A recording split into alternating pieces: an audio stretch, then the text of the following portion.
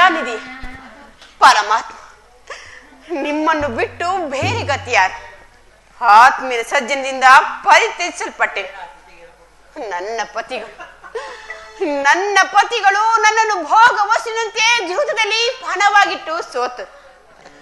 ಹಸ್ತಿನಾವತಿಯ ರಾಜಸಭೆಯಲ್ಲಿ ಸರ್ವರ ಸಮಕ್ಷಮದಲ್ಲಿ ದುಶ್ಯಾಸನದ ಅಪಮಾನವು ತಾಳಲಾರೆನು. ರಾಜ ನಗರವನ್ನು ಬಿಟ್ಟು ಭಿಕ್ಷುಕಿಯಂತೆ ಕಾಡಿನಿಂದ ಕಾಡಿಗಲಿದ್ದಾಯ್ತು. ಇನ್ನು ನನ್ನ ಕಷ್ಟ ಕಾಪಣೆಗಳು ಕಳೆದಿದ್ದಾದರೂ ಎಂದು ಕೊನೆಗೆ 2 ದಿನ ಸುಖವಾಗಿರೆಂದು ಭಾಷೆ ಹೆಜ್ಜೆ ಹೆಜ್ಜೆಗೂ ಅಪಮಾನ. ಸೇವಿದಾತ, ಈ ದ್ರೌಪದಿಯ ಹಣೆಯಲ್ಲಿ ಇನ್ನೇನು ಬರೆದಿರುವೆಯೋ ಕಾಣಿನಲ್ಲ.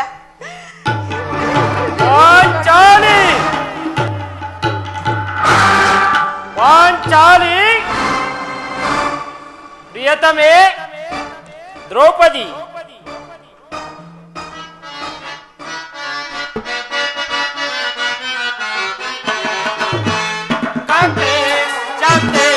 ಸುರಧೀರ ನಿಜವರ ಪತ್ನಿಯಾಗಿ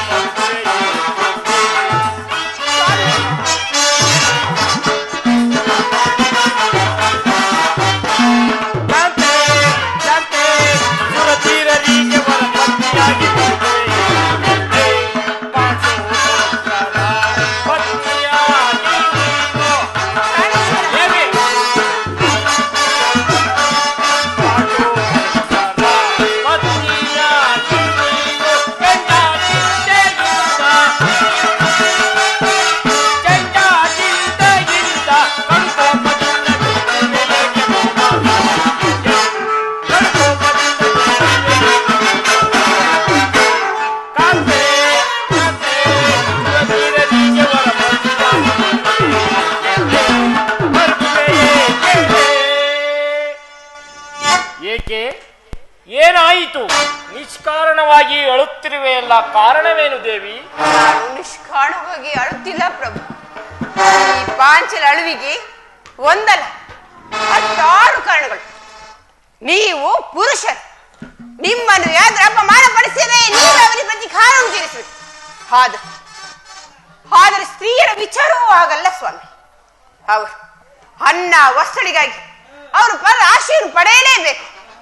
ಆತ್ಮರಕ್ಷಣೆಗಾಗಿ ಅನ್ಯರ ಸಹಾಯ ಇರಲೇಬೇಕು. ಹೇ ಪರಮೇಶ್ವರ, ಇಂತಹ ಪರಾಧೀನ ಸ್ತ್ರೀ ಜಾತಿಯನ್ನು ಏಕೆ ಸೃಷ್ಟಿಸಿದೆ? ಏಕೆ ರೋದಿಪೆ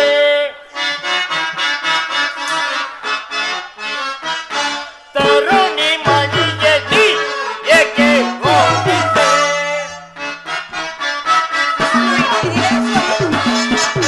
ತರುಣಿ ಮಣಿಗೆ ನೀ ಏಕೆ ರೋದಿಪೆ?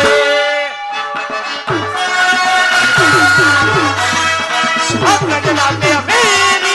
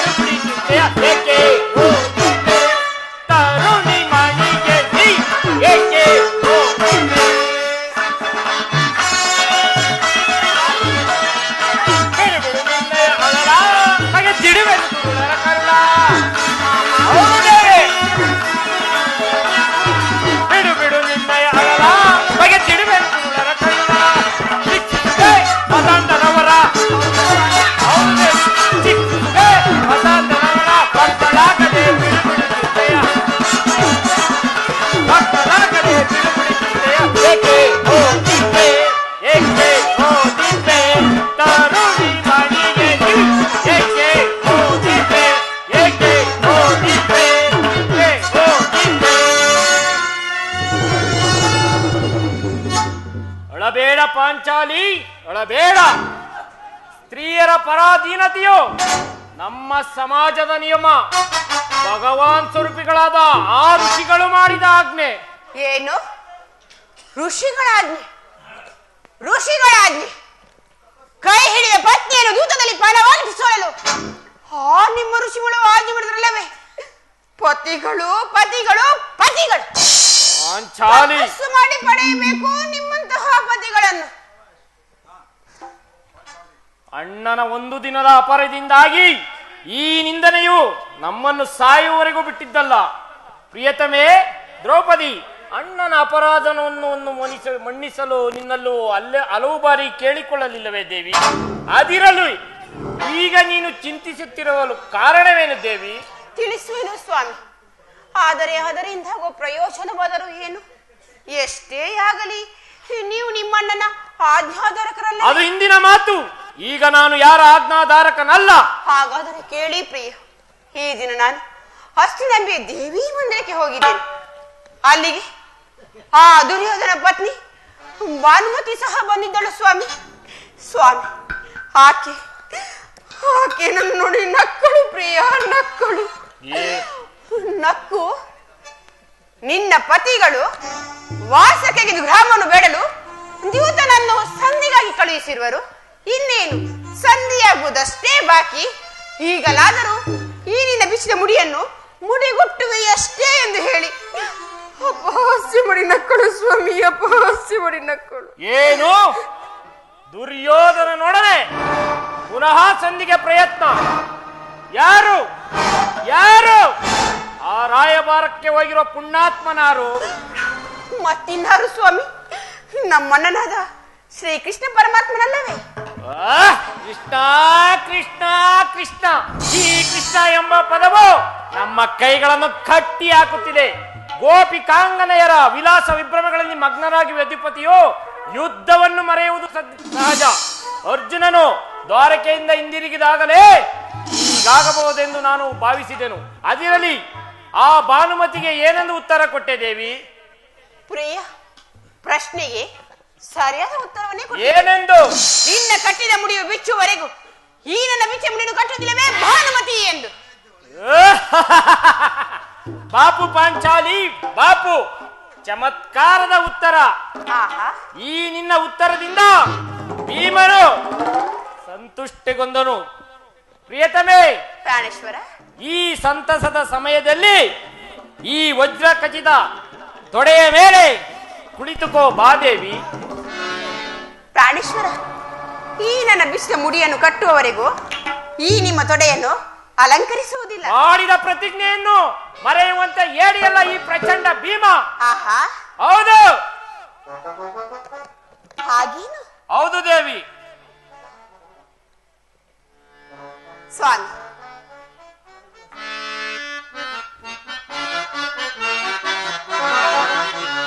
ಜಾಣೆ ಮುದ್ದಾಡುವೆನು ಬಾರೆ, ಈ ಭೀಮನ ಪ್ರೀತಿಯ ಪ್ರೇಯಸಿ ನೀನು.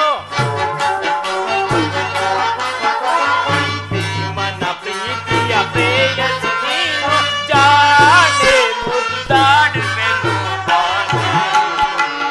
ಸ್ವಾಮಿ,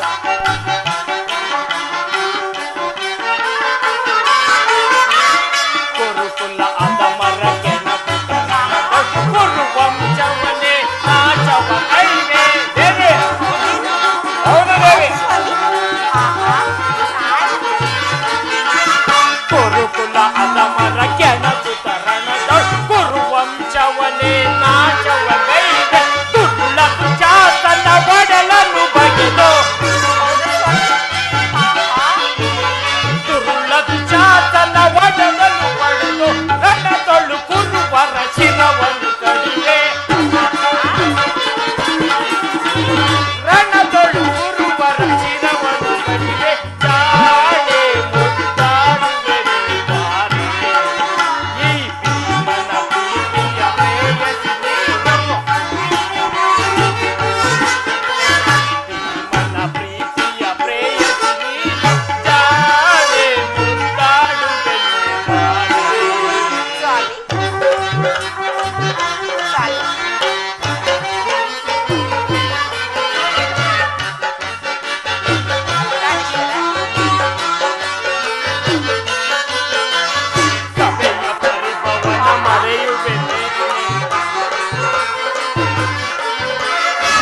ಸಭೆಯ ಪರಿಭವನ ಮರೆಯುವೆನೇನೆ, ಕೈವ ಶಪಥವನ್ನು ಮರೆಯುವೆನೇನೆ.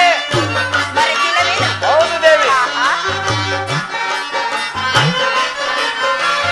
ಸಭೆಯ ಪರಿಭವನ ಮರೆಯುವೆನೇನೆ, ಕೈವ ಶಪಥವನ್ನು ಮರೆಯುವೆನೇನೆ. ಚಿಂತಿಪೆ ಏಕೆ ದುಃಖದ ಕುವರಿಯೇ, ಚಿಂತಿಪೆ ಏಕೆ ದುಃಖದ ಕುವರಿಯೇ, ಬಿಚ್ಚಿದ ಮುಡಿಯನ್ನು ಕಟ್ಟುವೆ ಬಾಲೆ, ಬಿಚ್ಚಿದ ಮುಡಿಯನ್ನು ಕಟ್ಟುವೆ ಬಾರೆ, ಜಾಲೆ ಮುದ್ದಾಡುವೆನು ಬಾರೆ. ಈ ನನ್ನ ಪ್ರೀತಿಯ ಪ್ರೇಯಸಿ ನೀನು, ನನ್ನ ಪ್ರೀತಿಯ ಪ್ರೇಯಸಿ ನೀನು, ಜಾಲೆ ಮುದ್ದಾಡುವೆನು ಬಾರೆ. ನನ್ನ ಜಾಲೆ ಜಾಲೆ ಮುದ್ದಾಡುವೆನು ಬಾರೆ. ಸ್ವಾಮಿ, ದ್ರೌಪದಿ, ಚಮತ್ಕಾರದ ಉತ್ತರ. ನೀನು ನಮ್ಮ ಸಂಗಡ ಕದನವಾಡುವುದರಲ್ಲಿಯೇ ನಿನ್ನ ಚತುರತೆಯನ್ನು ಮುಗಿಸಿದೆ ಎಂದು ನಾನು ಭಾವಿಸಿದೆನು. ಬಾಪು ಪಾಂಚಾಲಿ ಬಾಪು. ಪ್ರಾಣೇಶ್ವರ, ನೆನಪಿದೆ ಒಂದು ದಿನ ಈ ನನ್ನ ಬಿಚ್ಚಿದ ಕೇಶ ರಾಶಿಯನ್ನು ಕಂಡು ಕುರುಕುಲಾಂತಕ ಕರಾಳವಾದ ರಾತ್ರಿಯನ್ನು ಸಂಬೋಧಿಸಿದ್ದು. ಇನ್ನು ಏನೇನೋ ಹೇಳಿದ್ದೀರಿ. ನನ್ನನ್ನು ಕೆರಳಿಸಬೇಡ ಪಾಂಚಾಲಿ, ನನ್ನನ್ನು ಕೆರಳಿಸಬೇಡ. ಮಾಡಿದ ಪ್ರತಿಜ್ಞೆಯನ್ನು ಮರೆಯುವಂತ ಹೇಳಿಯಲ್ಲ ಈ ಪ್ರಚಂಡ ಭೀಮ. ಆಡುವುದು ಮಾತ್ರವಲ್ಲ, ಆಡಿದಂತೆ ನುಡಿಯಬೇಕೆಂಬುದು ನನ್ನ ಇಚ್ಛೆ ಸ್ವಾಮಿ.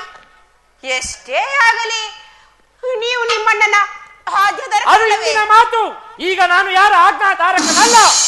ಧರ್ಮ ಪರಾಯಣಾದ ಯುಧಿಷ್ಠಿರನು ದುರ್ಯೋಧನನ ಅನಂತ ಅಪರಾಧಗಳನ್ನು ಮನ್ನಿಸಬಹುದು, ಆದರೆ ಆದರೆ ನಾನು ಮಾತ್ರ ಕ್ಷಮಿಸುವುದಿಲ್ಲ. ಕೂಡ ಕೌರವನ ಬಾಳ ಕೆಡಿಸಿದೆ, ತಾಳು ತಾಳು ನೀಚುವ ಮನೆಯೇ.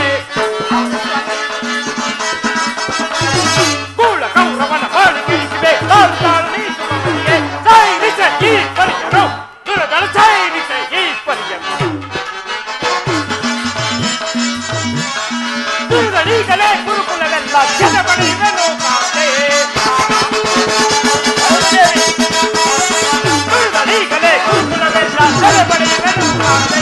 ದುರ್ಗ ಕೌರವನ ಜಗಬೈನ,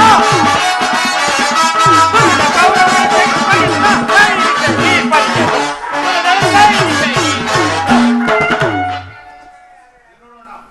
ಅಲ್ಲಿ ನೋಡು ಅಣ್ಣ, ಸಂಧಿಯ ಪ್ರಸ್ತಾಪವನ್ನು ತಿಳಿದು ಭೀಮನು ಕೆಳೆದ ಸಿಂಹದಂತೆ ವಿಜೃಂಭಿಸುತ್ತಿರುವನು. ಆತನನ್ನು ಸಮಾಧಾನ ಮತ್ತಾರು ಶಕ್ತರಲ್ಲ. ಪಾರ್ಥ, ಈ ಸಾರಿ ಅವನ ಕೋಪಕ್ಕೆ ಈ ದ್ರೌಪದಿಯೇ ಕಾರಣವೆಂದು ತೋರುತ್ತದೆ. ಶ್ರೀಕೃಷ್ಣನು ಹೇಳುತ್ತಿದ್ದನು, ಜಗತ್ತಿನ ಸುಖ ದುಃಖಗಳಿಗೆ ಸ್ತ್ರೀಯರೇ ಮೂಲ ಕಾರಣವೆಂದು. ಹೌದು ಸ್ವಾಮಿ. ಪಾರ್ಥ, ಕೌರವರನ್ನ ಯುದ್ಧಕ್ಕಿಂತ ಈ ನನ್ನ ಸಹೋದರನ ಕೋಪ ಶಮನ ಮಾಡುವುದು ನನಗೆ ಅಸಾಧ್ಯವಾದದ್ದು. ಭೀಮಸೇನ, ನನ್ನ ಮೇಲೆ ಕೋಪವೇ ತಮ್ಮ? ಪಾಂಚಾಲಿ, ಸಮಾಚಾರವೇನು? ಅಣ್ಣನೇಕೆ ಸಿಟ್ಟಾಗಿರುವನು? ಏಕೆ ಈ ನನ್ನ ಬಿಚ್ಚ ಬಿರುಗುವುದನು? ನಿಮ್ಮ ಪ್ರಶ್ನೆಗೆ ಸರಿಯಾದ ಉತ್ತರ ಕೊಡಬಲ್ಲದೆ ಸ್ವಾಮಿ? ಅಗ್ರಜ, ಸಮಯಕ್ಕೆ ಸಂದ್ರಿಯಾಗಿ ಬಂದಿರಿ. ನನ್ನಲ್ಲಿ ಯಾರಲ್ಲಿಯೂ ಕೋಪವಿಲ್ಲ. ಅರ್ಜುನನ ಸಮ್ಮುಖದಲ್ಲಿ ನಿಮಗೊಂದು ಮಾತನ್ನು ಹೇಳಬೇಕೆಂದಿದ್ದೆನು. ಈಗ ಅವರ ಮುಂದೆ ಈಗಲೇ ಹೇಳುವೆನು. ಈ ಸಂಧಿಯ ಪ್ರಸ್ತಾಪವು ನಿಮಗೆ ಉಚಿತವಾಗಿ ಕಾಣಬಹುದು, ಅರ್ಜುನನು ಅನುಭವಿಸಬಹುದು, ನಕುಲ ಸಹದೇವರ ಸುಮ್ಮನಿದ್ದರಿರಬಹುದು. ಆದರೆ ಈ ದಾಸ್ಯ ವೃತ್ತಿಯನ್ನು ಪಾಂಡವರ ಕಾಂಕವೆಂದು ನಾನು ಮಾಡುತ್ತೇನೆ. ಕಂಡವರ ಮನೆಯಲ್ಲಿ ಸಂಧಿ ಭಿಕ್ಷೆ ಮಾಡಲು ಪಾಂಡುರಾಜೇಂದ್ರರು ನಮ್ಮನ್ನು ಪುತ್ರರಾಗಿ ಪಡೆಯಲಿಲ್ಲ. ಈ ಅಪಮಾನವು ನಿಮಗೆ ಚೆನ್ನಾಗಿ ಕಾಣಬಹುದು, ಅರ್ಜುನನು ಅನುಮೋದಿಸಬಹುದು. ಆದರೆ ನಾನು ಒಂದು ಗಳಿಗೆಯೂ ಸಹಿಸತಕ್ಕವನಲ್ಲ. ಯುದ್ಧಕ್ಕಾಗಿ ನಿಮ್ಮ ಅನುಮತಿಯಾಗಲಿ, ಅರ್ಜುನನ ಸಹಾಯವಾಗಲಿ ನಾನು ಹೇಳಲಿಲ್ಲ. ನಾನು ಈ ನನ್ನ ಗದೆ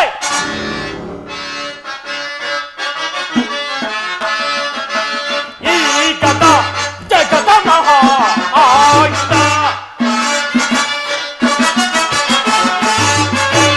ಈ ಗದ ಜಗದ ಮಹಾ ಆಯುಧ.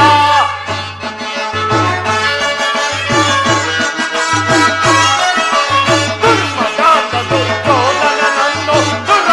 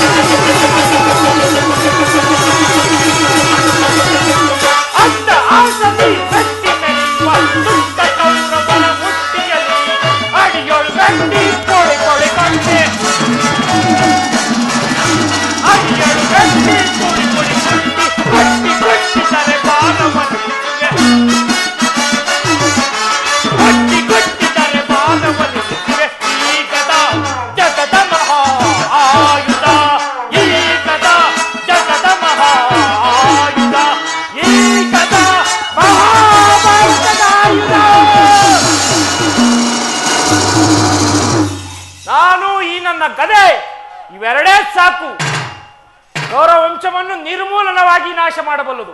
ನೀವು ನಿಶ್ಚಿಂತೆಯಾಗಿ ಸಂಧಿಯ ಪ್ರಸ್ತಾಪದಲ್ಲಿ ತೊಡಗಿರಿ. ನನಗೆ ತೋರಿದ್ದನ್ನು ನಾನು ಮಾಡುವೆನು. ನಿಲ್ಲು ಪ್ರಿಯ ಸಹೋದರ, ನಿಲ್ಲು.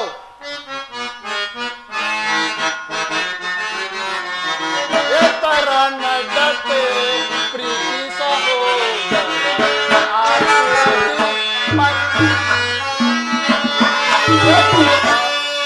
ಎತ್ತರ ನಗತೆ ಪ್ರೀತಿ ಸಹೋದರ ಆತುರದಿ ಬಲವೇ ಸಹೋದರ. ಧರ್ಮ ವಿಚಾರದ ಮರ್ಮವನ್ನರಿಯದೆ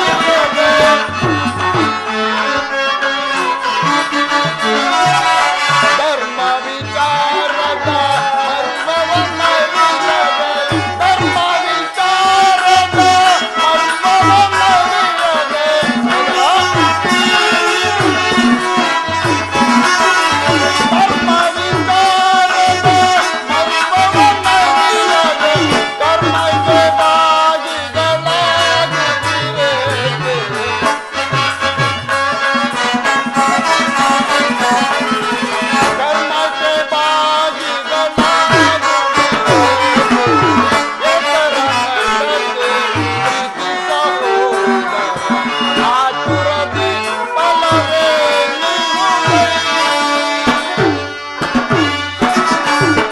ಸಹೋದರ, ನಿನ್ನ ಕೋಪವನ್ನು ತಡೆಯುವ ಶಕ್ತಿ ನನಗಿಲ್ಲ ಸಹೋದರ.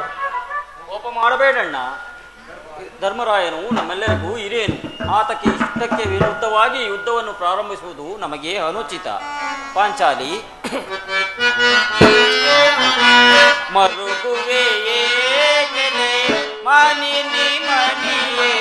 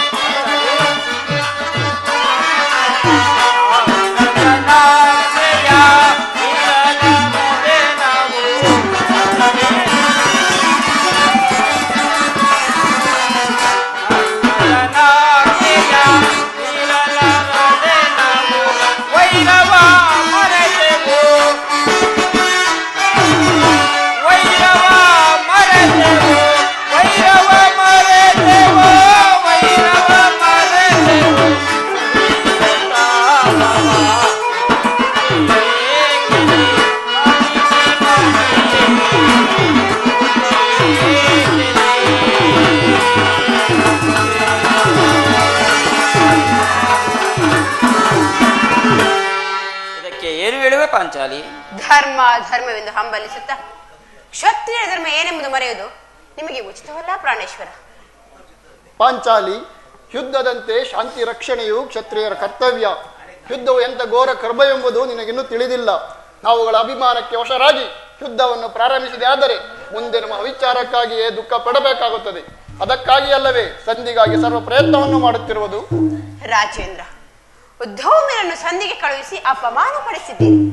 ಕುಲ ಪ್ರೋಹಿತನ್ನು ಕಳಿಸಲು ಇದು ಮದುವೆ ಔತಣವಲ್ಲ ಎಂದು ಹೇಳಿ ಕಳುಹಿಸಿದ ಆ ದುರ್ಯೋಧನ. ಇದರ ಪರಿಜ್ಞಾನವೇ ನಿಮಗಿಲ್ಲದಾಗಿ ಹೋಯ್ತಲ್ವೇ? ಈಗ ಶ್ರೀಕೃಷ್ಣನನ್ನು ಕಳುಹಿಸಿದ್ದೀರಿ. ಪುನಃ ಅಪಮಾನ ಪಡಿಸಿದ್ದೀರಾ ಎಂಬುದು ನನ್ನ ಚಿಂತೆ ಆಗಿರುವುದು ರಾಜೇಂದ್ರ. ಆಹಾ, ಏನಿ ಕೋಲಾಹಲ! ಅರ್ಜುನ, ಇನ್ನಿಲ್ಲಿರಲು ನನಗೆ ಸಾಧ್ಯವಿಲ್ಲ. ಈ ಸಂಧಿಯ ಫಲಾಪಗಳಿಂದ ನನಗೆ ಯಾವ ಪ್ರಯೋಜನವೂ ಇಲ್ಲ. ನಿಮ್ಮ ಅಪೌರುಷದ ವರ್ತನೆಯ ಪುರಸ್ಕಾರ ನಿಮಗೇ ಇರಲಿ. ಪ್ರತಿಜ್ಞೆಯಂತೆ ನಡೆಯುವ ಸ್ವತಂತ್ರ ಮಾತ್ರ ನನಗಿರಲಿ. ಪ್ರಾಣೇಶ್ವರ, ಸ್ವಲ್ಪ ತಡೆಯಿರಿ. ನಮ್ಮಣ್ಣನು ನಗುಮುಖದಲ್ಲಿ ಇತ್ತಲೇ ಬರುತ್ತಿರೋರು. ರಾಜ್ಯಸಭೆಯಲ್ಲಿ ಸಮಾಚಾರವೇನೆಂದು ಕೇಳೋಣವೇ? ಅಣ್ಣ,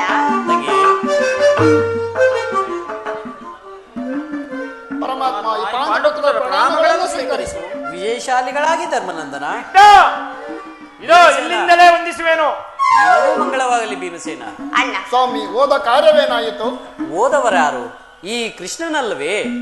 ಅಂದರೆ ಎಲ್ಲವೂ ನಾನು ಅಂದುಕೊಂಡಂತೆಯೇ ನಡೆಯಿತು ಧರ್ಮನಂದನ. ಸಂಧಿಯ ವಿಚಾರ ನಡೆಯಿತಾ ದೇವ? ನಡೆಯಿತು ಧರ್ಮನಂದನ. ಪಾಂಚಾಲಿ, ಇಲ್ಲಿರಲು ನನಗೆ ಸಾಧ್ಯವಿಲ್ಲ. ಅವರಿಚ್ಛೆಯಂತೆ ಅವರು ನಡೆಯಲಿ. ನನಗೆ ತೋರಿದ್ದನ್ನು ನಾನು ಮಾಡುವೆನು. ಪ್ರಾಣೇಶ್ವರ, ಸ್ವಲ್ಪ ತಡೆಯಿರಿ. ನಮ್ಮಣ್ಣನ ಮಾತು ಮುಗಿಯಲಿ. ನಿಮ್ಮಣ್ಣನ ಮಾತು ಮುಗಿಯುವುದರಲ್ಲಿ ನನ್ನ ತಾಳ್ಮೆಯೇ ಮುಗಿದು ಹೋಗು. ಯದುಪತಿ, ಸಭೆಯಲ್ಲಿ ಏನು ನಡೆಯಿತು? ಧರ್ಮನಂದನ, ಎಲ್ಲವೂ ತಕ್ಕ ರೀತಿಯಲ್ಲಿಯೇ ನಾನು ಅಂದುಕೊಂಡಂತೆಯೇ ನಡೆಯಿತು.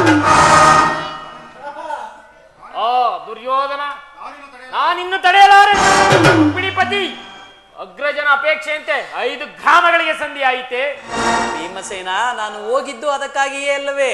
ಕೃಷ್ಣ, ಈಗ ತಿಳಿಯಿತು ನಿನ್ನ ಅಭಿಮತ.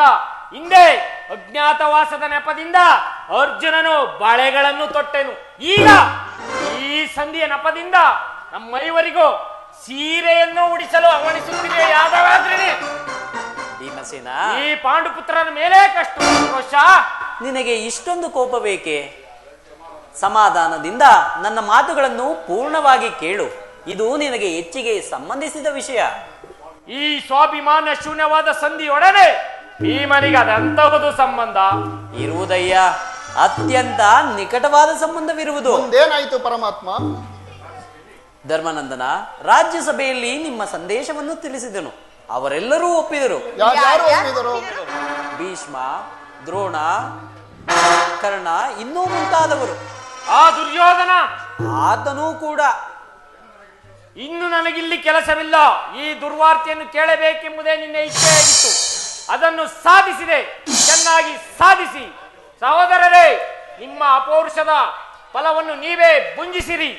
ಅದರಲ್ಲಿ ಈ ಭೀಮಸೇನನು ಯಾವ ಫಲಾಪಗಳನ್ನು ಅಪೇಕ್ಷಿಸುವುದಿಲ್ಲ. ಯಾಜ್ಞ ಸೇನಿ, ನಿರಾಶಳಾಗಬೇಡ. ಈ ಭೀಮನು ಬದುಕಿದ್ದರೆ ನಿನ್ನ ಪ್ರತಿಜ್ಞೆಯನ್ನು ನೆರವೇರಿಸಿ ನಿನ್ನ ಬಿಡುಗಡೆಯನ್ನು ಕಟ್ಟಿಸುವೆನು. ಭೀಮಸೇನ, ನೀನು ನಿಜವಾಗಿಯೂ ಇಡಂಬಾಪತಿಯೇ. ಇಷ್ಟೊಂದು ಕೋಪವಿಲ್ಲದಿದ್ದ ಮೇಲೆ ಆ ರಕ್ಕಸಿಯನ್ನು ಆಳಲು ಹೇಗೆ ಸಾಧ್ಯವಾಗುತ್ತಿತ್ತು? ಭೀಮಸೇನ, ಸ್ವಲ್ಪ ಸಮಾಧಾನದಿಂದ ನನ್ನ ಮಾತನ್ನು ಪೂರ್ಣವಾಗಿ ಕೇಳು. ಈ ಸ್ವಾಭಿಮಾನ್ಯ ಶೂನ್ಯವಾದ ಸಂಧಿಯೊಡನೆ ಭೀಮನಿಗದಂತಹುದು ಸಂಬಂಧ ಇರು. ಈ ಸಂಧಿಯ ಸುದ್ದಿಯು ನನಗೊಪ್ಪದು.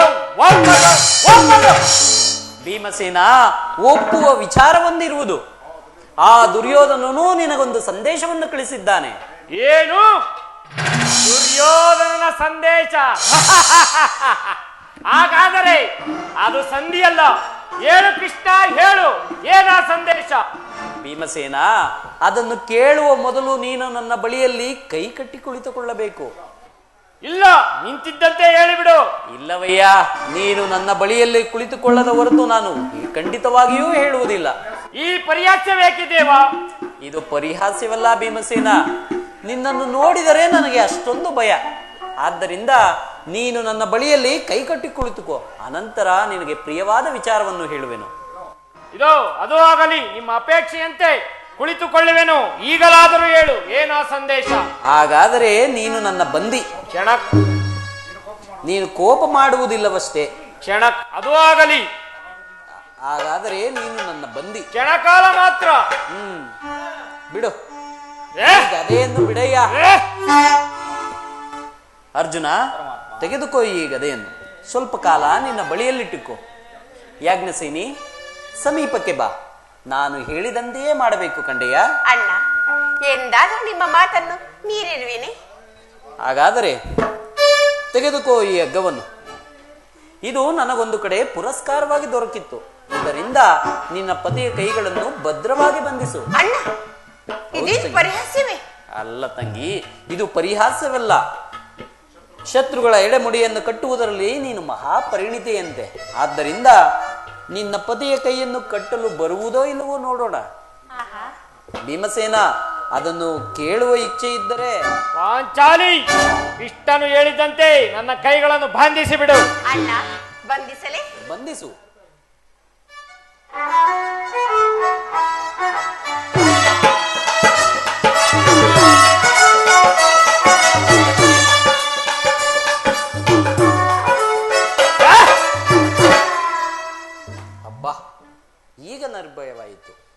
ಈಗ ಕೇಳಿರಿ ಎಲ್ಲರೂ, ಈ ಭೀಮಸೇನನನ್ನು ಬಂಧಿಸಿರುವ ಈ ಹಗ್ಗವು ಈ ದಿನ ರಾಜ್ಯಸಭೆಯಲ್ಲಿ ನನ್ನ ಅಂಗಾಂಗಗಳನ್ನು ಬಂಧಿಸಲು ಅನುವಾಗಿದೆ.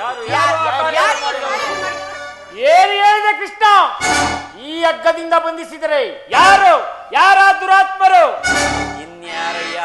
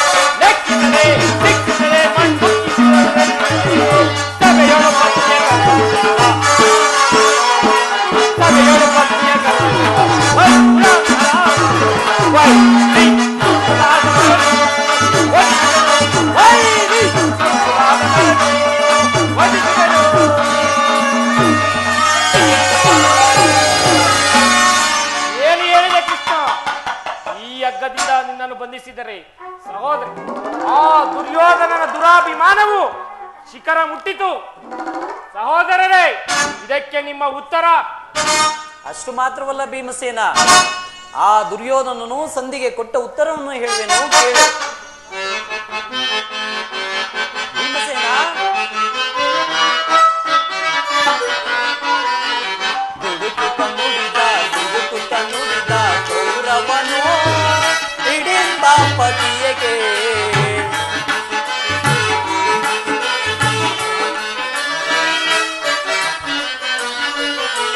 ದುಡುಕುತ್ತ ನುಡಿದ ಕೌರವನು ಹಿಡಿಂಬಾಪತಿಯಗೆ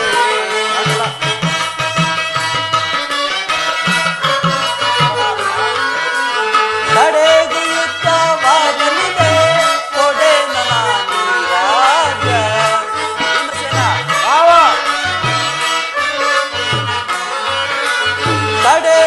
ತಡೆಗುಯುತ್ತವಾಗಲಿದೆ ಕೊಡೆ ನೀರಾಜ. ಐವರಿಗೈದು ಗ್ರಾಮವ ಕೊಡೆದು ಭೀಮನಿಗೊಂದು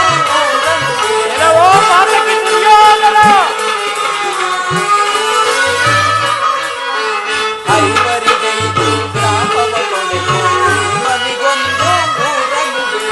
ಬಡುವನು ರಾಜ್ಯವನೆಲ್ಲ ಮಡಿದಾಗ ಎಲ್ಲ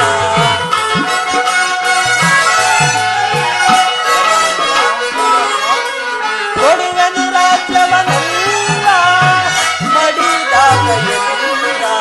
ದುಡುಕುತ್ತ ನುಡಿದ ಕೌರವನು ಹಿಡಿಂಬಾಪತಿಯಗೆ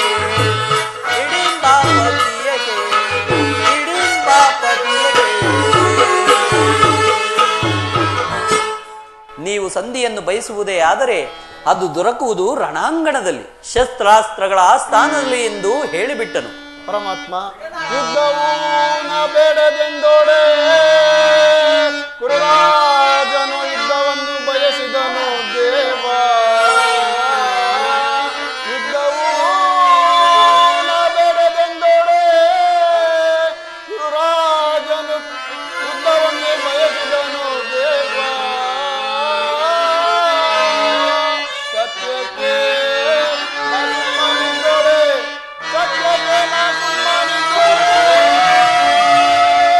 ಚಕ್ರಧರ್ಮಕ್ಕೆ ಕುಂಗಲವು ದೇವ ದೇವ ದೇವ.